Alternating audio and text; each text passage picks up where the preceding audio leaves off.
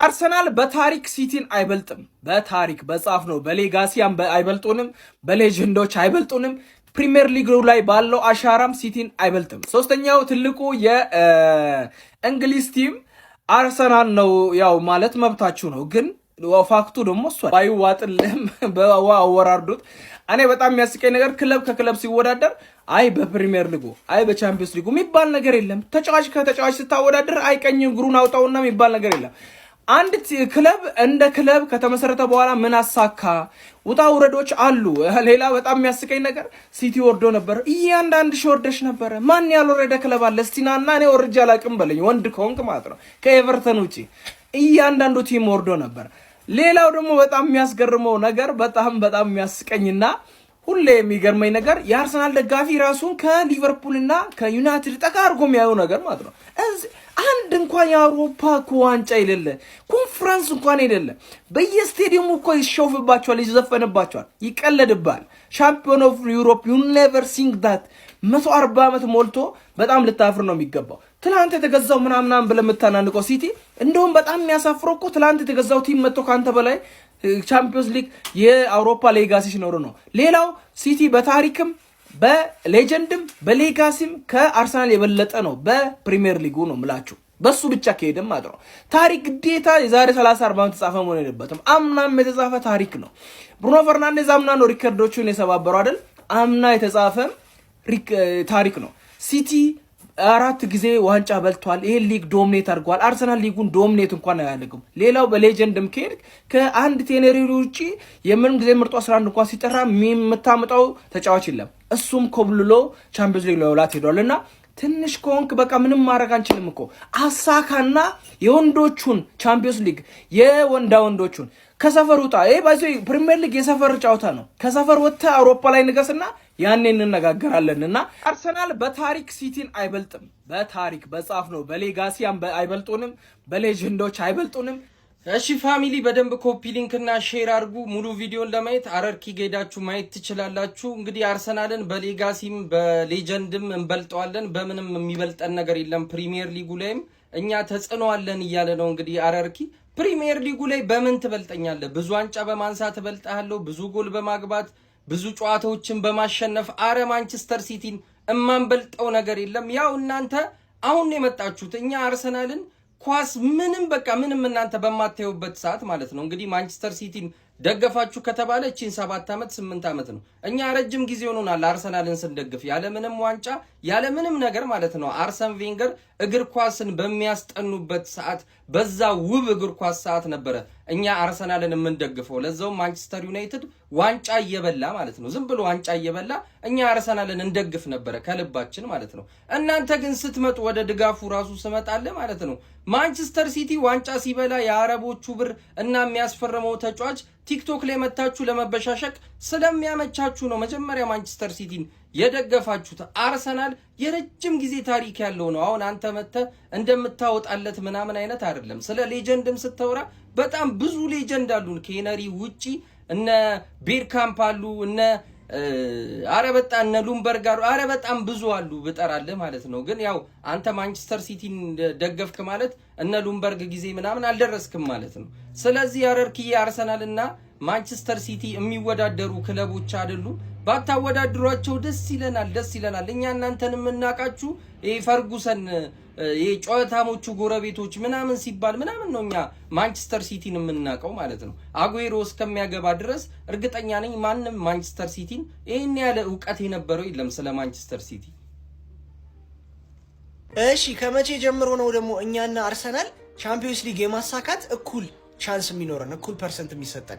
ለኛም 13% ለአርሰናልም 13% ማለት ነው። ያው አንደኛ ፒኤስጂ ነው በ15% እየጠራረገ ስለሆነ ይሄን 2 ዓመት ይመቸው። ሁለተኛ ባርሳ በ14%፣ ሶስተኛ ማድሪድ በ14%፣ ከዛ ባየር ሙኒክም በ14% አለ። ከዛ አርሰናልንም እንግዲህ 13% ሰጥተውታል። ለምን ሰጡት የሚለውን ግን ከማውራታችን በፊት እቺን የቴሌግራም ቻናል ዛሬም እንደዚህ በጊዜ የመጣሁት ከመለቀቁ በፊት እንድደርስ ነው ናሆም ፕሪዲክሽንስ የምትለዋን ቴሌግራም ቻናል ተቀላቀልና የዛሬ ቀመር እንዳያመልጥህ።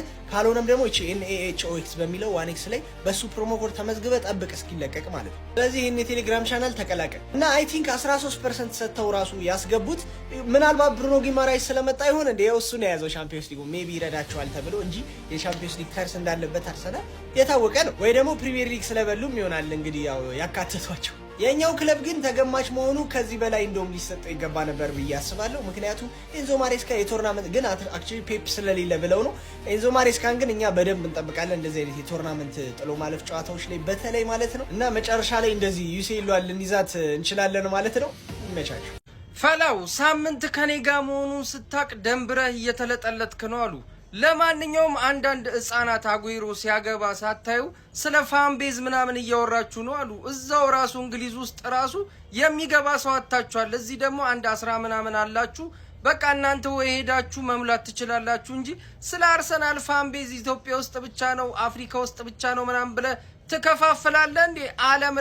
ዓለም ላይ አለ ከሚባል ፋንቤዝ አንደኛውና ዋነኛው አርሰናል ነው። ቶ ከሌላ ቲም ጋር መተ ምናምን ልታወዳድር ምናምን እንዳትሞክር። ግን ስለ ራስ ካወራ ደግሞ እታች ወርደ ከነ ሌስተር ሲቲ ከነ ሰንደርላንድ ጋር ምናምን መፎካከር ትችላለህ። ያለ አቅም ፊት አትበል፣ ተረጋጋ። ቆንጥጠን ነው ወደ ታች የምንወርድ። ገና ደግሞ ጋርዲዮላ አባትህ ወጥቷል ወደ ታች። በሚቀጥለው አመት ሻምፒዮንስ ሊግም እንደማትገቡ እኔ 100% ነው የምነግራችሁ። ሻምፒዮንስ ሊግ አገቡ። ፈላው ሳምንት ከኔ ጋር መሆኑን ስታቅ ደንብረህ እየተለጠለጥክ ነው አሉ። ለማንኛውም አንዳንድ ህፃናት አጉይሮ ሲያገባ ሳታዩ ስለ ፋንቤዝ ምናምን እያወራችሁ ነው አሉ። እዛው ራሱ እንግሊዝ ውስጥ ራሱ የሚገባ ሰው አታችኋል። እዚህ ደግሞ አንድ 10 ምናምን አላችሁ። በቃ እሺ፣ እስቲ ደጋፊዎች ምን ያህል ብዙ እንደሆናችሁ በደንብ ኮፒ ሊንክ ያደርጋችሁ አሳዩ ብዛታችሁን። እኔ ረገጣ አይደበታለሁ። ሲጀመር ከብዛት ጥራት የሚባል ነገር አለ። በትክክል እናንተ እዛ ብዙ ስለሆናችሁ ከኛ ተሻላላችሁ ማለት አይደለም። ከውስጣችሁ ሁለት ሰው ደህና ቢወጣ እንጂ ሁላችሁ በአንድ አይነት ናችሁ። በትክክልና የትኛው ሆነ እስቲ ደጋፊ የምትለው ፈላሉ ይችላል። ነገር ግን ከእናንተ ደጋፊ 100% የተሻለ ምክንያቱም የሚወዳደርና የማይወዳደሩ ለይቶ ያውቃል። በትክክልና እናንተ አሁን ላይ ከማይሰርስ ጋር ለመፎካከር ማሰባችሁ ይሄለኛ በጣም ትልቅ ዲስሪስፔክት ነው። በትክክል ይሄ ማለት ጭራሽ ነው ማመጡትና አሁን ላይ እንደዚህ ማሰብ ካለበት አንድ ክለብ ቢኖር የለንደኑ ትልቁ ክለብ እንግዲህ ቼልሲ ነው። ምክንያቱም እሱ ቻምፒየንስ ሊግ አላቸው፣ እኛም ቻምፒየንስ ሊግ አለን። እናንተስ በዜሮ ተቀምጣችሁ ማለት ነው። መጀመሪያ ዜሮውን ፈቅፍቋትና አንድ አድርጓ ከዛ በኋላ እንጂ እንደዚህ ነገር ማምጣት ያለብህ በትክክል ምንም ዋንጫ ሳይኖር ቢያንስ ተመሳሳይ ዋንጫ እኮ ሊኖረን እኮ ይገባል። በትክክል የሀገር ውስጥ ዋንጫ ብቻ ሰብስበ ከሲቲ ይበልጣሉ በደጋፊው ብዛት ማለት ምናልባት የምትበልጠው እናንተ በተስፋ ነው። ምክንያቱም የእናንተ ደጋፊ ተስፈኛ ደጋፊ ነው። 20 ዓመት ሙሉ ጠብቃችሁ ነው አንድ ዋንጫ ለማንሳት ማለት ነው። እኛ ባለፈው 10 ዓመት ራሱ እኮ 6-7 ዋንጫዎችን እኮ ዝም ብለ ያከታተልኩ ትሬብል እንኳን እኮ የለም እኮ ትልቁ ይባል በቃ ዋንጫ ትልቅ የቡድን ስኬታውን ትሬብል ነው። በትክክልና ሁለት ክለብ ብቻ ነው ያለው እኛና ማንቸስተር። በቃ ሁለቱ ማንቸስተር ስለሆነ ያው በአንድ ያዘው በትክክልና ነገር ግን አሁን እንዲ በመታሰበው ያክል ክለብ ትልቅ አይደለም። አሁን ማንቸስተር ሲኒኩ ሁሉም መሆን ይፈልጋል። ነገር ግን ሲቲ መሆን አይቻልም። ከሲቲ ውጭ ሲቲ መሆን ጭራሽ የማይቻል ነገር እኛ እኮ ፍጹም ደረጃ ላይ ደርሶ ነበር ቲማችን በትክክልና አሁን አንተ እንዲ በመታሰበው ያክል አሁን ቀጣይ ሳምንት ጌም አለ በትክክል አሁን ለዛ ተስፋ ለመስጠት ነው ለደጋፊ ምንም ጥያቄ ባለ ደጋፊው ተስፋ ቢቆርጥ ነው አሁን የሚሻለው እንጂ ይሄው ከላይ እንደምታየው የጠማህን ዋንጫ ራስህ ዋንጫ አዘጋጅተህ የምትበላ ክለብ እናንተ ለምሳሌ ኤሚሬትስ ካፕ ላይ ካዲያ ዶርትሙንድ ያልማረን እኔ ምን ይመስላል በትክክልም ቀጣይ ሳምንት የሚደረገውን ጨዋታ ለፕሪሚየር ሊጉ ማሟሟቂያ ነው የምናደርግባችሁ። ምክንያቱም ደግሞ ቲምህን አይተዋል ፕሪሲዝን ላይ እንዳለ በቃ ምንም ነው በቃ በእጥፍም ሊገባብህ ይችላል ምንም ነው የማይችሉት በቃ እንጂ አሁን ከሲቲ ጋር መተህ እንበልጣለን ምናምን በአፍ ቋርም እኮ በተግባር ነው ያለህን ታመጣለህ። ከዛ በኋላ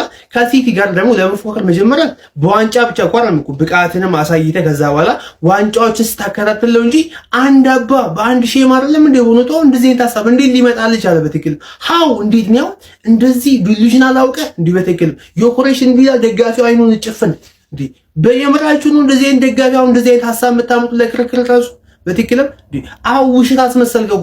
ሲቲ ከአርሰናል ይበልጣል ውሸት አስመሰልከው። ውሸት ነው ኡናን ነው በትክክልም እንበልጣለን። ለዛውም እኛ በደጋፊ ብዛት አይደለም በጥራት ነው የምንበልጣችሁ በኳሊቲ ዋናው ደግሞ ኳሊቲ ነው በትክክልምና እኔ ብዙ ማለት ላይ ረገጣ መሄድም አልፈልግም። ምክንያቱም ከሰው ጋር መከራከር ያለብህ በቁጥር ከሚያምን ሰው ጋር ነው። አንተም በቁጥር የምታምንም አይመስለኝም። ለማንኛውም ሞራልን አድንቅ ያለው ባይ